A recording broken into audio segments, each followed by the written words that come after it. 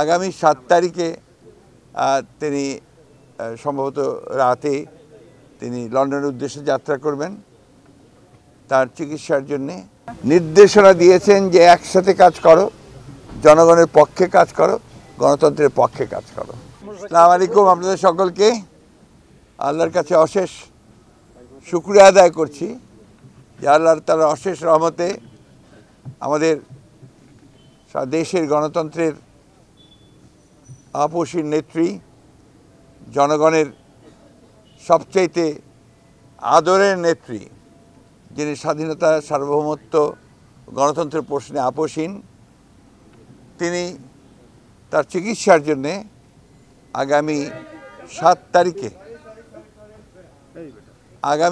তারিখে তিনি সম্ভবত রাতে তিনি লন্ডনের উদ্দেশ্যে যাত্রা করবেন তার চিকিৎসার জন্যে।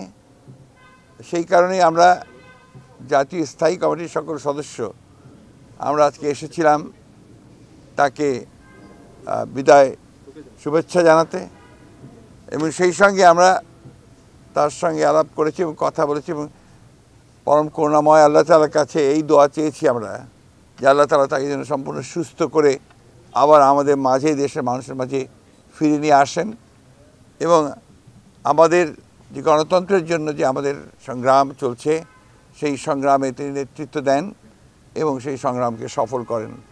বাংলাদেশের মানুষেরও সেই প্রত্যাশাই আমরা আল্লাহ তাআলার কাছে এই দোয়া করছি যে তার এই যাত্রা যেন সফল হয়, তিনি সুচিকিৎসা করে আবার আমাদের মাঝে ফিরে আসতে পারেন।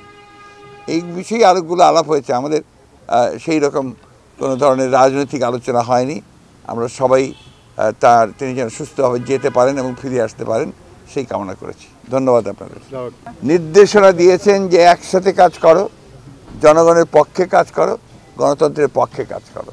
এটাকে আমি বলতে পারি? কি বলবো বলেন? চিকিৎসকরা বলবে। আমরা আশা করি যে খুব শীঘ্রই তিনি চিকিৎসা শেষে ফিরে আসবেন।